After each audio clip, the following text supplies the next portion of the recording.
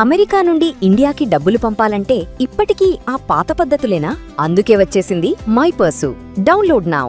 సుమనశ్రీ గారు, మేమందరం కూడా మీ సీరియల్స్ చూస్తూ పెరిగిన వాళ్ళమే. అసలు సుమనశ్రీ గారు అనగానే మా ఇంట్లో వ్యక్తి అన్నట్టుగానే అనిపిస్తూ ఉంటుంది చాలా మందికి కూడా. మీకు బాగా ఇష్టమైన, మీకు బాగా పేరు తెచ్చిన సీరియల్స్ గురించి చెప్పండి. ఆడపిల్ల సీరియల్ అంటే నాకు చాలా ఇష్టం అండి.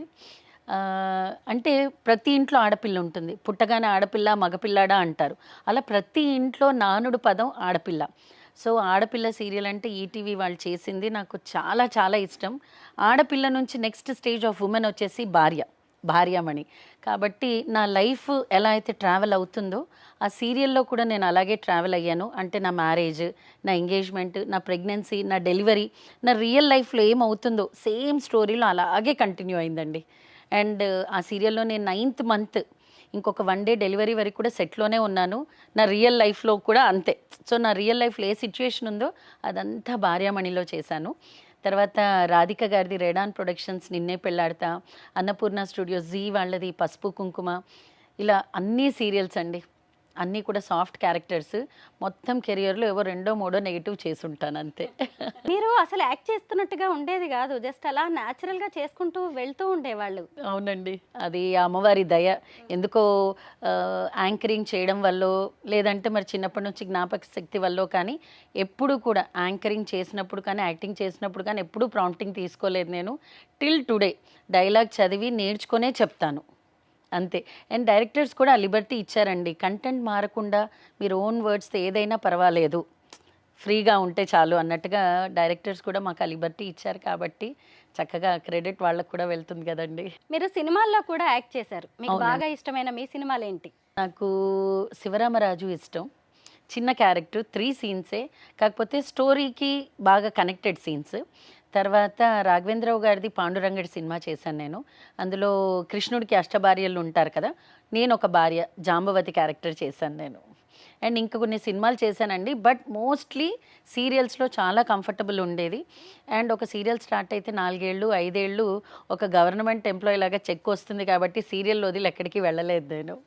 సీరియల్స్ అంటే ఒక ఎంప్లాయ్మెంట్ లాగా, ఉద్యోగం చేసినట్టుగా ఉంటుంది. అంతే కదండి. ఇప్పుడు బికాజ్ ఒక్క సీరియల్ ఏది 13 ఎపిసోడ్స్ 26 ఎపిసోడ్స్ దూరదర్శన్ ఉన్నప్పుడు చేసాం.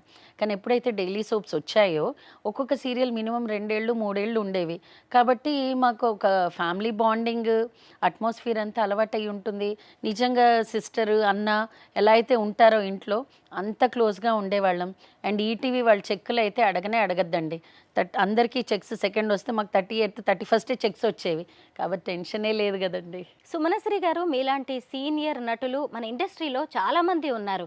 కానీ ఇప్పుడు మన సీరియల్స్ లో ఎక్కడ చూసినా గానీ కన్నడ వాళ్ళు కనిపిస్తున్నారు. లేదు అంటే నార్త్ సీరియల్స్ ని తెలుగులోకి డబ్బింగ్ చేసి జనాల మీదకి వదిలేస్తూ ఉన్నారు. ఇంత టాలెంట్ మన దగ్గరకు పెట్టుకొని మనం పక్క స్టేట్స్ నటుల వైపు ఎందుకు చూస్తున్నాం? మీలాంటి వాళ్ళకి ఆఫర్స్ ఎందుకు రావట్లేదు? ఏమోనండి, మన అదృష్టం. 1, 2 మనం సన్నగా ఉన్నాం అనుకోండి, సన్నగా ఉన్నాం అంటారు. మన టైం బాగున్నప్పుడు మన మైనసే ప్లస్ అవుతుంది. కానీ ఒక్కొక్కసారి మన టైం బాగాలేనప్పుడు మన ప్లస్ కూడా మైనస్ అవుతుందండి. ఇప్పుడు నేను లావ్ అయ్యాను. ఒకప్పుడు అసలు 40 kgs ఉంటే ఇదే సోఫాలో కూర్చుంటే ఇటో పిల్లో వేసి లావుగా కనబడడానికి చేసేవారు. సో మరి ఇప్పుడు నాకు సెకండ్ డెలివరీ తర్వాత థైరాయిడ్ వచ్చింది. ఇలాంటి ఫైనాన్షియల్ టెన్షన్స్ వీటన్నిటి వల్ల కొంచెం వెయిట్ పుట్ ఆన్ అయ్యాను. కానీ నేనేం హీరోయిన్ రోల్ అడగట్లేదు కదండి, అడిగేది మదర్ రోల్, అత్తగారి రోలే. సో అది మన టైం అండి. 2 ఈ ఛానల్స్ వాళ్ళకి కానీ ఎవరికైనా నా రిక్వెస్ట్ ఏంటంటే, హీరోయిన్ అనేది కంపల్సరీ మనం వేరే ఏ ప్లేసెస్ నుంచి తెచ్చినా మిగతా క్యారెక్టర్స్ ఏవైతే ఉంటాయో మన తెలుగు వాళ్ళకి ఇస్తే తెలుగు వాళ్ళందరూ కూడా సంతోషంగా ఉంటారండి. అందరి కళాకారులకి కావాల్సింది కళకి రిలేటెడ్ ఉన్న వర్కే. కళ అంటేనే పనండి, కళ అంటేనే సంతోషం. అందులోనూ కళాకారులకు ఉన్న ఎమోషన్స్ బయట వాళ్ళకి అన్నీ ఉండవు. అంటే చిన్నదానికి రియాక్ట్ అవుతాం, చిన్నదానికి ఏడుస్తాం, చిన్నదానికి సంతోషపడతాం. సో ఆ కెమెరా ముందుండి ఆ నలుగురిలో ఉంటే వచ్చే ఆనందము మిగతా ఏ కెరియర్లోనూ ఉండదండి. అసలు మీ జనరేషన్ సీరియల్ యాక్ట్రెస్లు పేర్లు గుర్తొస్తే మాత్రం వాళ్ళందరూ కూడా ఎంత చక్కగా నటించేవాళ్ళు. అయితే చాలా మంది ఇప్పుడు స్క్రీన్కి దూరం అయిపోయారు. మీరందరూ కలుస్తూనే ఉంటారా? మేమందరం రెగ్యులర్గా కలుస్తామండి. మాది క్లాస్ 90s అని ఒక గ్రూప్, తర్వాత వేరే 2, 3 గ్రూప్స్ ఉన్నాయి. ఎవరెవరు ఉంటారు ఇందులో? అందులో అందరం ఉంటామండి. ఒక గ్రూప్లో అయితే దాదాపు 80 to 100 మెంబర్స్ ఉన్నాం. రాగిణి గారు, ఉషా గారు, అందరం ఉన్నామండి. అందరం కలుస్తూ ఉంటాం కూడా. శృతక్క, పుష్పక్క, ప్రీతి గారు, ఇలా అందరం కలుస్తాం. ఇప్పుడు వర్క్ మానేసి అబ్రాడ్ వెళ్ళిన వాళ్ళు కావచ్చు, మళ్ళీ అబ్రాడ్ వెళ్ళి తిరిగి వచ్చిన వాళ్ళు కావచ్చు, అనితా చౌదరి గారు కావచ్చు, దీప, రుతురాగాలు చేసిన దీప, కృష్ణశ్రీ, ఇలా అందరూ ఒక్కొక్క ప్రాజెక్టే చేస్తున్నారు ఇప్పుడు. కాబట్టి ఒక 2 monthsకో 6 monthsకో అందరం we make it a point, we meet. కానీ ఇప్పుడు నెక్స్ట్ జరిగే మీటింగ్స్లో ఏం చెప్పాలనుకున్నామంటే, ఎవరికి ఏ సమస్య ఉన్నా దయచేసి ఫ్రెండ్స్తో షేర్ చేయండి. మీకు మీరే మనసులో పెట్టుకొని మదనపడి మీరు తీసుకునే నిర్ణయం కరెక్ట్ అనుకుంటే నష్టపోయేది ఉన్నవాళ్ళమే. ఎందుకంటే వాహిని నలుగురికి చెప్పకూడదు అని తను డిలే చేయడం వల్లే ఆ రోగం అక్కడి దాకా వచ్చింది. సో మన ఫ్రెండ్స్తో కూడా మనం ఫ్రీగా ఉండి షేర్ చేసుకోకపోతే మన రిలేషన్కి అర్థమే ఉండదండి.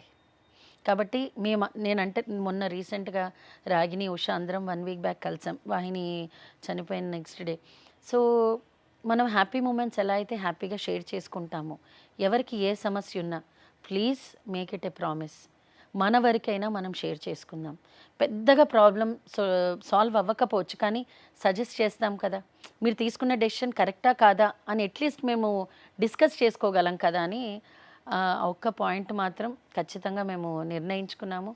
2 ఎప్పుడు అసోసియేషన్ మీటింగ్ జరిగినా అందరూ కూడా ఇన్సూరెన్స్ తీసుకోవాలి, చెకప్కి వెళ్ళాలి. ఈ 2 మాత్రం ఖచ్చితంగా మేము పాయింట్ తీసుకొని రావాలనుకున్నామండి. మొత్తం మీద వాహిని గారి మరణం అనేది అందరికీ ఒక మేల్కొలుపు అనే చెప్పాలి. నిజంగా అండి. ఎందుకంటే 60 ఏళ్ళు 70 ఏళ్ళు 100 ఏళ్ళు ఉన్న ముసలావిడికి కూడా బతకాలి అని ఆశ ఉంటుంది. తనకు బోల్డ్ అని సినిమాలు చేయాలని, చాలా మంచిగా బతకాలని, మంచి మంచి క్యారెక్టర్స్ చేయాలని చాలా ఆశతో చనిపోయింది. అండ్ తను కూడా ఎక్స్పెక్ట్ చేయలేదండి ఇంత తొందరగా చనిపోతుందని. కాబట్టి నిజంగా ఒక 70-80 years దాటిపోయి మనం లైఫ్ అంతా చూసేసాము అంటే అది వేరు, కానీ మనం చేసిన పొరపాటు వల్ల మనకి చావు రాకూడదు. నిజమేనండి. అంటే అది నిజంగా ఏదన్నా అయ్యి యాక్సిడెంట్ అయ్యి అది వేరు, కానీ మన నిర్లక్ష్యం వల్లనో మన డెసిషన్ వల్లనో మనం నష్టపోకూడదు. అండ్ ఇంకొకటండి, నిజంగా 70-80 years వచ్చాక మా పక్కన ఎవరుంటారో ఎవరుండరో తెలీదు, కానీ తనకి త్రిమూర్తుల్లాగా 3 ఫ్రెండ్స్ ఉండే మేము. అటు మేఘన కానీ, గాయత్రి కానీ, నేను కానీ, అండ్ బ్యాక్ ఎండ్లో రాగిణి గారు కానీ, ఇంతమంది సపోర్ట్ చేశారు. సో అది ఇంతమందికి సాధ్యమండి. కానీ ఆవిడ చనిపోవడంతో ఇప్పుడు అందరూ జాగ్రత్త పడడం మొదలు పెట్టారు. మీరందరూ కూడా ఇప్పటి వరకు సంతోషాన్ని షేర్ చేసుకున్న వాళ్ళు కాస్త ఇక నుంచి బాధల్ని షేర్ చేసుకుందాం, ఒకళ్ళకి అండగా ఉందామని మీరు డిసైడ్ అయిపోయారు. కాబట్టి నిజంగానే ఈ సందర్భంగా వాహిని గారికి నివాళి అర్పిస్తూ మీకు thank you so much. Suman టీవీలో మీ పర్సనల్ అండ్ బిజినెస్ ప్రమోషన్స్ కోసం కింది నెంబర్కి కాంటాక్ట్ చేయండి.